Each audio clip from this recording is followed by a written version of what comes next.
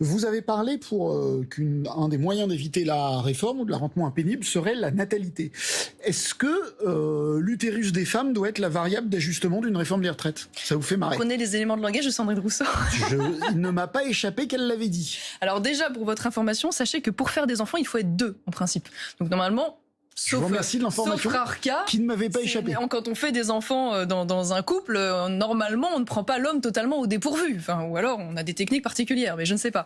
Voilà. Donc déjà, je trouve que faire en sorte que la natalité ne soit appréhendée que sous l'angle des femmes et féministes me semble un petit peu réducteur.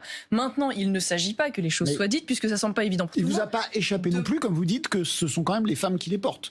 Oui, ça m'aura pas échappé, voilà. Étant moi-même passée par là. En revanche, ce qu'il faut quand même préciser, qui me paraît être une évidence, mais semble-t-il que tout le monde ne l'a pas compris, il ne s'agit pas d'obliger les femmes à faire des enfants. Il s'agit de faire en sorte que les couples et les femmes qui souhaitent faire davantage d'enfants, parce qu'il y en a en France, ils soient encouragés.